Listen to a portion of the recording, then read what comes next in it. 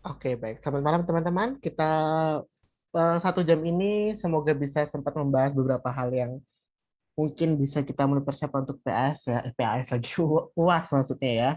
Jadi kalau teman-teman lagi sholat nggak apa-apa, silakan sholat dulu. Nanti toh ini ada rekamannya, jadi teman-teman bisa tonton ulang. Dan sepertinya banyak video-video pembelajaran lainnya juga yang bisa jadi alternatif lain juga. Oke, di pertemuan hari ini saya sebenarnya ingin menyelesaikan untuk turunan. Kemarin terakhir kita bahas dari limit sampai ke kontinuan. Nah, sekarang kita lanjut ke turunan fungsi dan nanti terakhir semoga eh, bagian bab terakhir itu kita juga bisa bahas sebelum PAS. Nah, kita masuk ke turunan fungsi sendiri. Jadi kalau ada limit pasti yang mendekati topik dengan limit itu sendiri itu turunan juga. Jadi limit turunan integral itu merupakan sebenarnya satu kesatuan yang saling keterkaitan satu sama lain. Nah, ini terlihat dari definisi turunan itu sendiri. Kalau kita lihat, apa sih hubungannya limit sama turunan? Jika kita lihat, turunan itu didefinisikan sebagai limit H mendekati 0 dari F terhadap X0 plus H minus Fx0 dibagi dengan H. Dengan catatan, limitnya harus ada dari fungsi tersebut. Nah, itu definisi yang biasa kita katakan definisi turunan dari limit. Kak, saya mau tanya, Kak. Boleh, silakan. Boleh, silakan. Ada yang mau nanya tadi? Oh, sebentar, Kak. Saya masih ngitung dulu, Pak. Oke. Sebentar ini. Ya, nanti saya tanya lagi ya, Pak. Iya, siap-siap. Oke, nah, Kasih. ya sama-sama. Lalu setelah itu ini teoremanya. Jadi untuk turunan itu sendiri kalau ada penjumlahan atau pengurangan dia bisa dipisah satu persatu tergantung operasinya itu seperti apa. Kalau perkalian dengan konstanta juga bisa dipisah. Kalau perkalian dua fungsi gitu ya, misalnya fungsi f dan fungsi g, lalu cari turunannya, ini bisa menggunakan f aksen dikali g ditambah f dikali g aksen atau turunan dari f dikali dengan fungsi g-nya ditambah fungsi f-nya dikali dengan turunan fungsi g-nya. Kalau pembagian bagaimana? Pembagian berarti dia kalau pembagian dari dua fungsi, misal fungsi f dibagi dengan fungsi g, turunannya seperti apa? Turunannya itu menjadi turunan fungsi f dikali dengan fungsi g-nya dikurang fungsi f-nya dikali dengan turunan fungsi g-nya dibagi dengan fungsi g dikuadratkan. Dengan catatan fungsi g-nya itu tidak boleh 0 karena akan undefined. Nah, dari teorema-teorema tersebut saya akan bahas beberapa contoh ya biar ada gambaran secara singkat. Sepertinya sudah pernah waktu di SMA. Kenapa saya bahas topik ini? Karena kemarin beberapa banyak yang tanya personal chat ke saya mengenai topik ini. Meskipun sebenarnya ada banyak topik-topik lain juga. Semoga kalau semua sempat kita bahas, kalau enggak nanti saya kasih gambaran besarnya dulu, setidaknya nanti sisanya bisa dieksplor. Oke, maksudnya yang pertama itu kalau penjumlahan pengurangan itu maksudnya seperti apa? Misal saya kasih contoh. Misal saya punya fungsi fx itu sama dengan x kuadrat plus 3x. Nah, ini kan penjumlahan. Jadi kalau kita turunkan, ya udah kita turunkannya. Ini cara cepatnya aja ya. Kalau pakai definisi, teman-teman bisa menggunakan limit. Kalau kita pakai cara cepatnya, berarti ini kan 2x kuadrat turunnya 2x, plus 3x turunnya 3. Oke, itu turunannya. Gimana kalau kita menggunakan definisi limit tadi? Definisi turunan menggunakan limit. Berarti f aksen x-nya sama dengan limit h mendekati 0, ya, berdasarkan definisi tadi, f x plus h dikurang fx per h. Nah, fx-nya itu adalah x kuadrat plus 3x. Maka di situ kita bisa ubah kalau fx-nya aja itu x kuadrat plus 3x. Berarti kalau f, x plus h-nya apa? Ya udah, x-nya tinggal diganti dengan x plus h kuadrat ditambah 3x plus h. Nah, ini ya. Ini saya garis bawain dulu. Jadi di sini saya bisa, ini saya geser aja. Oke, berarti limit H mendekati 0, fx plus H-nya bisa diganti dengan yang tadi kita sudah cari, x plus H kuadrat ditambah 3x plus H. Dikurang fx. Fx itu kan x kuadrat plus 3x per H.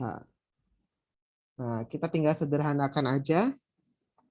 Ini 3 dikali X, 3 dikali H-nya dioperasikan. Kalau saya sederhanakan,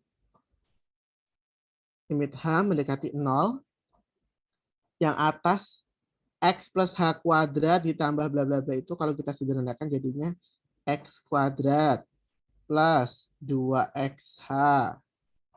Terus habis itu plus H kuadrat. Ditambah 3X ditambah 3H dikurang X kuadrat min 3X per H. Kalau kita sederhanakan, limit H mendekati 0.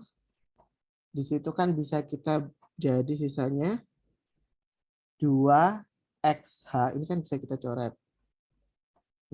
Habis maksudnya ya, habis. Terus habis itu kalau kita lihat lagi ada 3X sama minus 3X. Nah, maka sisanya 2XH plus H kuadrat ditambah 3H per H. Maka sisanya adalah limit H mendekati 0 dari 2X karena sudah dibagi H, lalu ditambah H, ditambah 3H dibagi H, sisa 3. Hanya disubstitusi dengan 0 karena di sini hanya mendekati 0 berarti 2X plus 3. Jadi kalau kita menggunakan definisi atau menggunakan kalau sudah tahu cara turunannya, hasilnya akan sama. Oke, itu kurang lebih berkaitan dengan turunan menggunakan definisinya ya. Oke, gimana kalau perkalian dan seterusnya prinsipnya sama? Ya, kita bisa cari satu persatu. Nah, sekarang kalau anggap teman-teman sudah paham menggunakan limitnya. Nah, saya sekarang akan kasih contoh kalau dia bentuknya perkalian fungsi. Misalnya fx kali gx gitu ya. Oke, saya ambil angka berapa ya? Oke, misalnya fx sama dengan, yang perkalian dulu ya.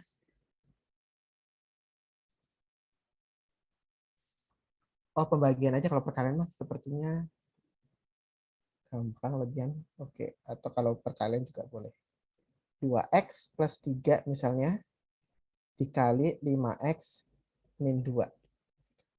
Nah, kalau bentuknya seperti ini perkalian, teman-teman bisa punya dua trik. Kalau pangkatnya nggak terlalu banyak, kali dulu aja terus diturunkan seperti biasa, nggak masalah. Oke, tapi kalau misalkan 2x plus 3 pangkat 100 dikali 5x min 2, itu kan angkanya gede banget.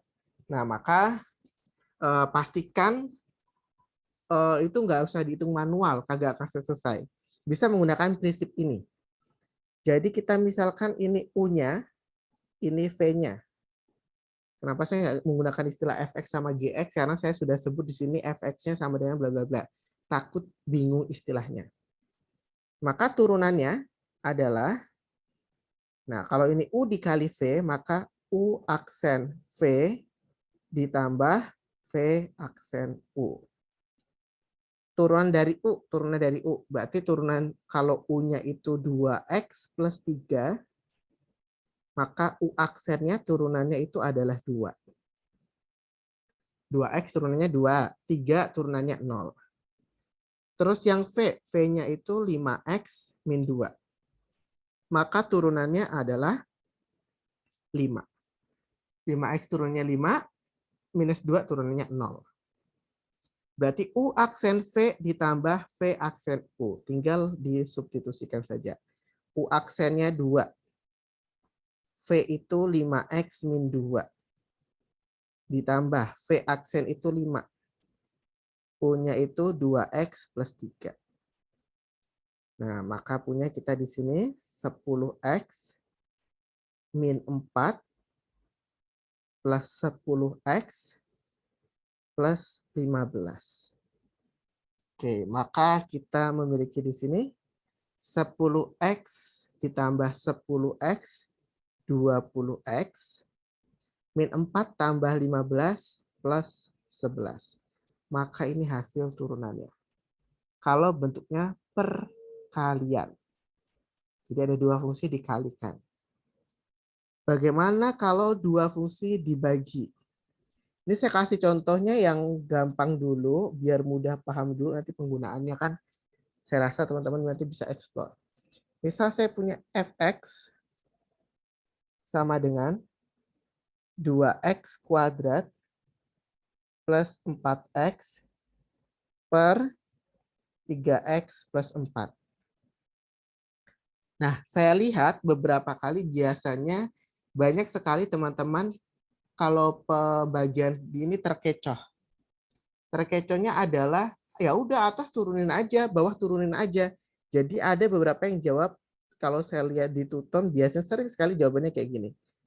Oh, yang atas turunannya 4x plus 4 per bawahnya 3.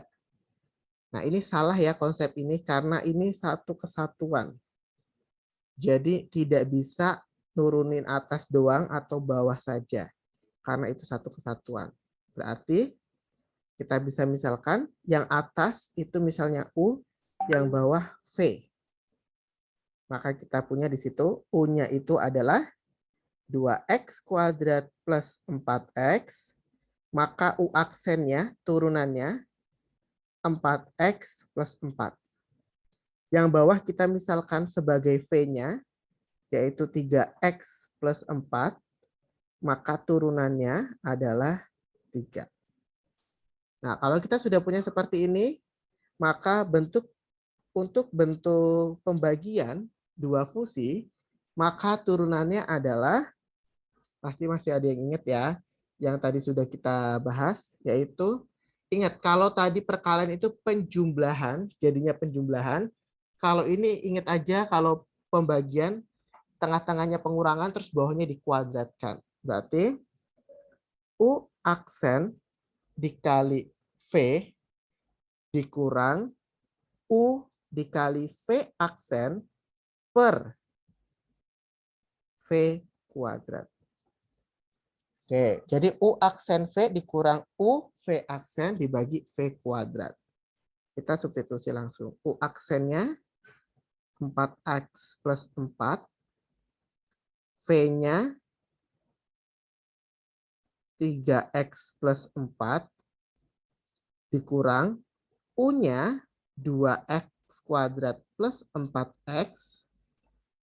V aksennya 3 per V kuadrat. Berarti 3x plus 4 kuadrat. Kita tinggal operasikan ini saja. Jadi kita sederhanakan saja ke bentuknya. Berarti kan ini bisa kita kali-kali ya. 4x 12x kuadrat plus 16x plus 12x plus 16. Oke, dikurang 6x kuadrat dikurang 12x per, nah kalau bawahnya nggak usah di apa ekspansikan nggak apa-apa. 12x kuadrat dikurang 6x kuadrat, 6x kuadrat. 16 tambah 12, 28. Tapi dikurang sama 12 lagi, berarti plus 16x. Terus ini plus 16 per 3x plus 4 kuadrat. Yang bawahnya penyebutnya mau diekspansi juga boleh, tapi biasanya sih nggak diekspansi juga nggak apa-apa. Mau dibuat jadi 9x kuadrat plus 18x plus 16 juga boleh. Oh, plus 24x maksudnya, tengah-tengahnya. Boleh, jadi ini mau dijabarin bawahnya juga boleh. Jadi 9x kuadrat plus 24x plus 16. Enggak juga nggak apa-apa. Nah, ini untuk operasi tadi yang kita sudah pelajari. Penjumlahan kurangan oke. Ini tinggal tambahin konstanta saja, tidak akan ada masalah. Ini perkalian dan ini pembagian. Itu kurang lebih dasar untuk turunan. Untuk turunan ini ada pertanyaan dulu kah yang tiga konsep tadi?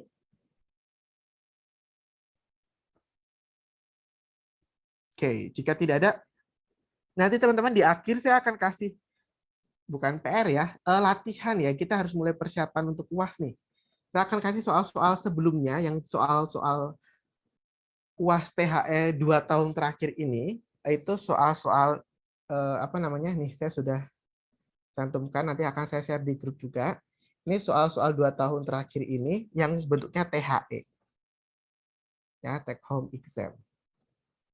Saya lihat tipenya mirip 2 tahun terakhir ini. Siapa tahu di tahun ini 2 tahun terakhir ini mirip tipenya. Nah, siapa tahu di tahun ini juga sepertinya bisa jadi mirip tipenya. Nah, ini rumus-rumus turunan fungsi sederhana, ada trigonometrinya.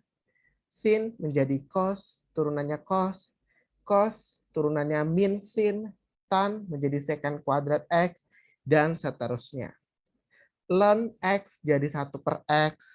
Terus apa lagi ya yang ini kalau fungsi Euler ya, bilangan eksponen e pangkat x, maka dia turunnya juga e pangkat x. Nah, fungsi komposisi kayaknya familiar di kalkulus 1 karena biasanya sering banget nih muncul di Tuton lah, muncul di UAS juga lah. Jadi persiapkan dengan baik. Turunan di fungsi komposisi gitu ya. Jadi kalau punya f bundaran g turunan dari fungsi f bundaran g itu sama dengan f aksen dikali g aksen. F aksen dari gx dikali dengan g aksen x. Nah, itu jadi dikomposisikan dengan g aksen x. Nah, jadi ini fungsi komposisinya. Sebenarnya fungsi komposisi sama aturan rantai itu mirip-mirip, beda-beda tipis kalau kita lihat konsepnya ya. Nah, kalau aturan rantai ini biasanya apabila kita bertemu dengan fungsi yang sepertinya sulit untuk kita turunkan langsung, maka kita bisa memisalkan. Jadi, oh ini dimisalkan A, oh ini dimisalkan B, sampai akhirnya nanti menjadi bisa diturunkan. Oke ya. Nah, contohnya seperti ini. Ini aturan rantai. Sebenarnya ini juga fungsi komposisi juga nggak masalah, sama aja gitu ya.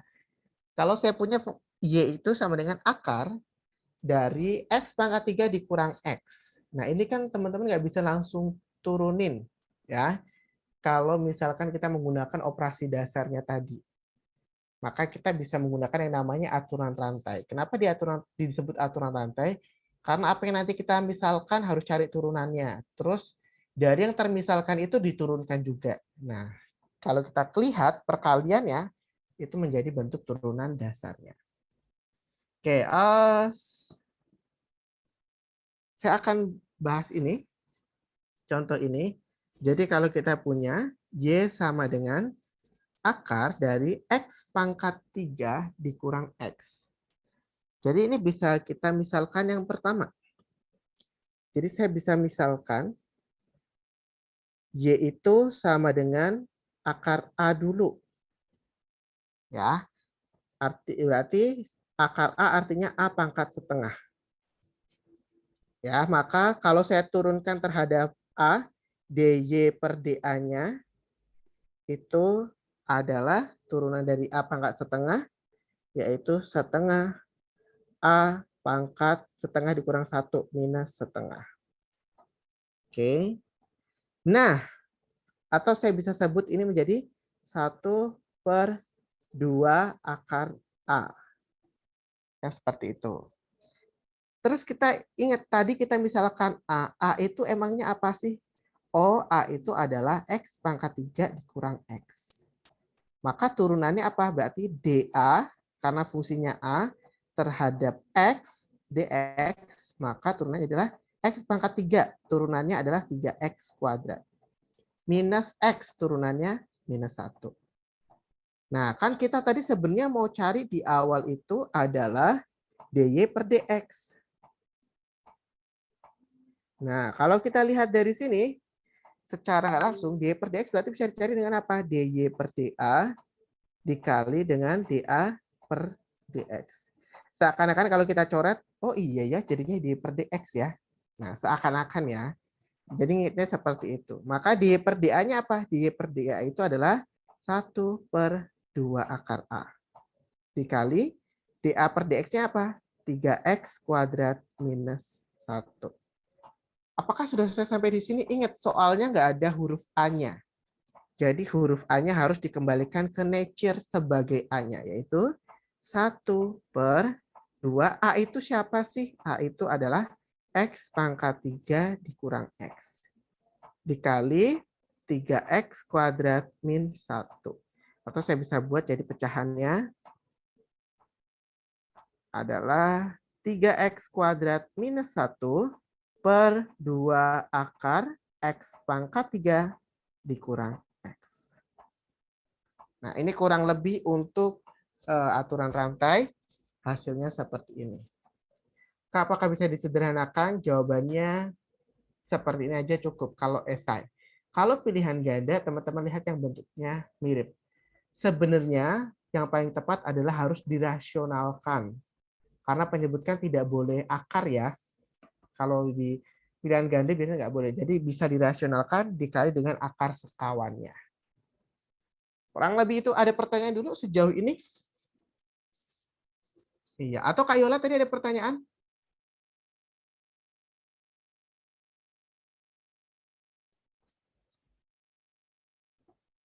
Baik. Kalau tidak ada, nah kita akan masuk latihan sekaligus itu ya.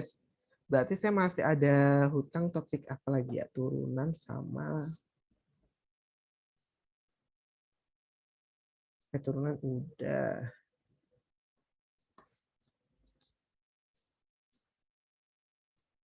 Ya, mungkin sambil nunggu. Nah, teman-teman di sini ada soal.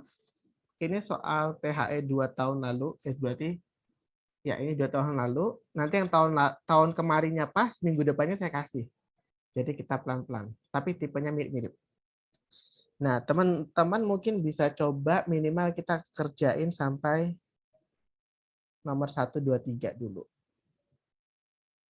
Ya, kalau nggak cukup waktu nanti next kita bahas lagi. Ya, mungkin saya kasih waktu beberapa menit dulu untuk coba-coba. Bagi yang mau coba-coba coret-coret juga boleh. Silakan boleh dicoba dulu.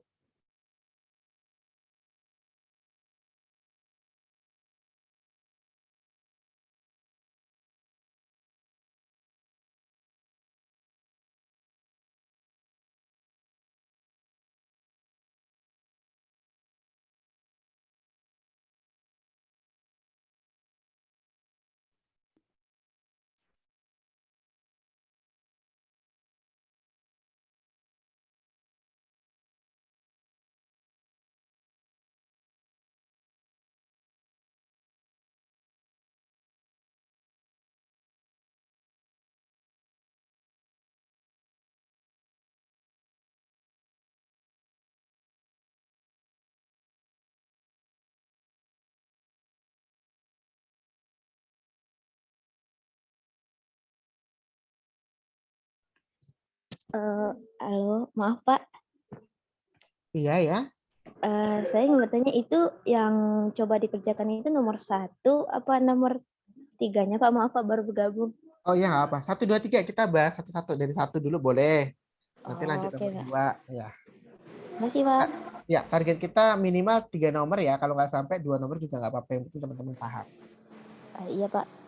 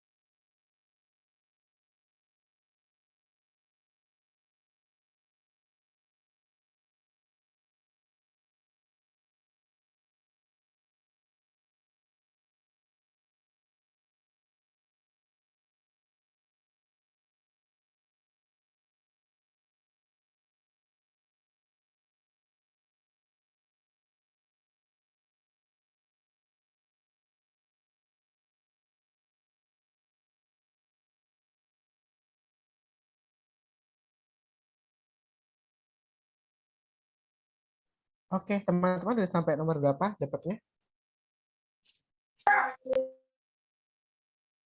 Nomor berapa, Kak? Nomor 2, Kak. Nomor 2, Pak. Oke, oke. Iya. 2, oke.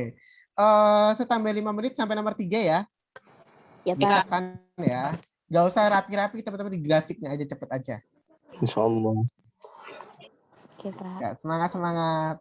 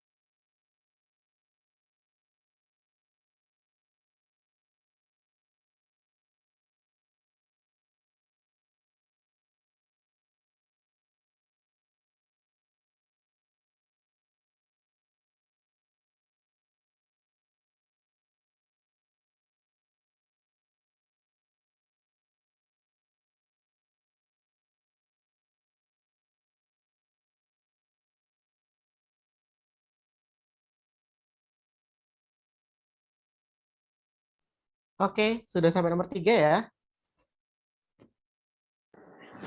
Sudah, Pak. 1 dulu. Oke, mau tanya dulu dong, nomor 1A dapatnya berapa? Nomor 3 belum kelar. Gak apa-apa, kita bahas yang udah selesai dulu aja. Nanti kita bisa 1A. lanjutin kok. 2. Ya, betul. 1B. 1. Min 3. Betul, min 3. Min 3. Ya. Yang C. 2. Betul. Yang D. Min 3 sama 1. Min 3, Oke. 1. Yang E. Min 2. Oke, betul. Udah bener tuh teman-teman. Good banget. Ada yang kesulitan mau kita bahas nomor 1?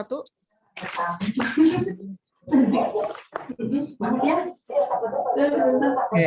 Ada yang kira-kira Iya, nggak apa-apa.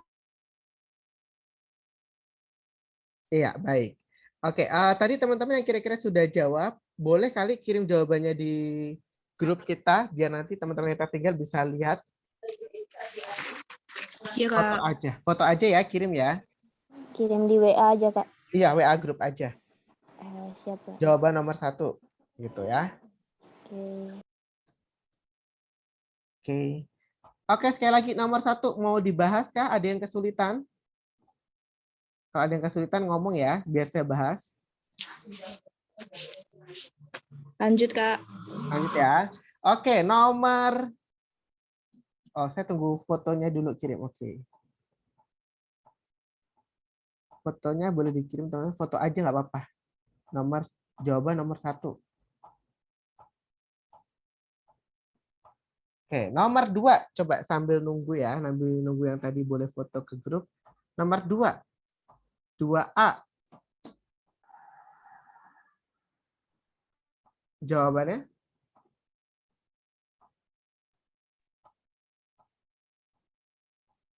Dua A ada yang udah? Min 1 tahingga.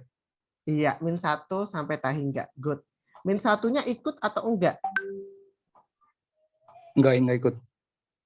Ikut, Kak. Min 1, 0. Iya, ikut, Kak. Ya, min 1-nya ikut ya. Oke, min 1 ke tahingga. Oke. Yang B-nya? 0 sampai tahingga. Iya, betul. 0 sampai tahingga. 0-nya ikut enggak? Ikut. Ikut. Betul. Kalau yang C, gambar grafiknya kurang lebih tahu ya, lengkung dari minus 1, dari X-nya minus 1 sampai seterusnya gitu ya. Iya. Terus yang D?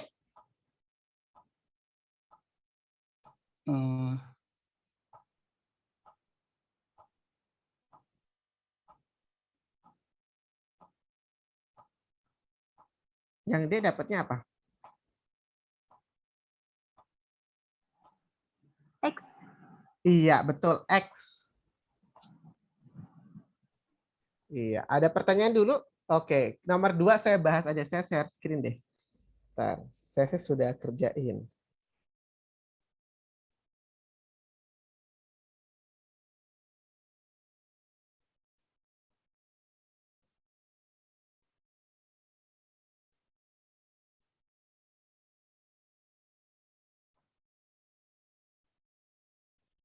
Oke, semoga kelihatan ya.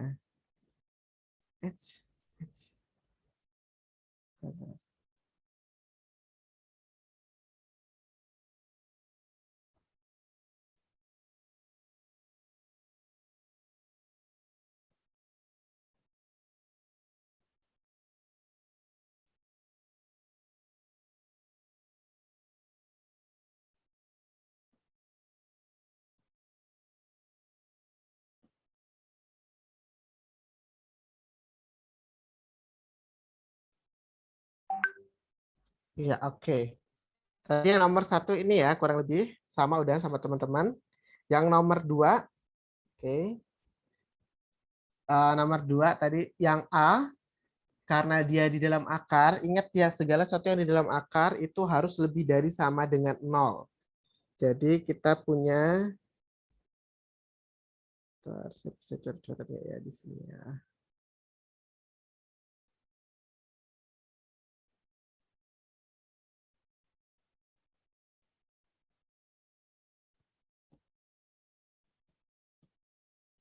Oke, jadi ingat kalau cari domainnya. Domain itu adalah segala bilangan yang bisa disubstitusi ke fungsi tersebut. Untuk fungsi f(x) sama dengan akar x plus 1. Angka berapa aja sih yang bisa dimasukin? X-nya bisa disubstitusi dengan angka berapa saja sih? Oh, syaratnya adalah di dalam akar harus lebih dari sama dengan 0. Maka kalau X plus 1 lebih dari sama dengan 0, maka X lebih dari sama dengan minus 1. Atau kita bisa tulis notasinya dari minus 1 sampai tak hingga. Gitu ya. Jadi minus 1-nya ikut sampai tak hingga positif. Range itu daerah hasilnya. Kalau kita masukin yang paling kecil minus 1, kan hasilnya 0. Mungkin negatif nggak? Nggak mungkin. Range itu nggak mungkin negatif. Kenapa? Karena segala sesuatu bilangan kalau diakarin nggak mungkin hasilnya negatif. Nah, maka di sini yang paling mungkin adalah fx-nya itu lebih dari sama dengan 0 atau 0-nya termasuk sampai positif tak hingga. Nah, kalau C itu untuk gambar grafik. Teman-teman, kalau saya sih karena ini fungsinya fungsi akar, saya ambil beberapa angka saja terus saya gambar. Ya, jadinya fungsinya seperti ini. Ada teknik gambar khusus nggak? Sebenarnya nggak ada gitu ya.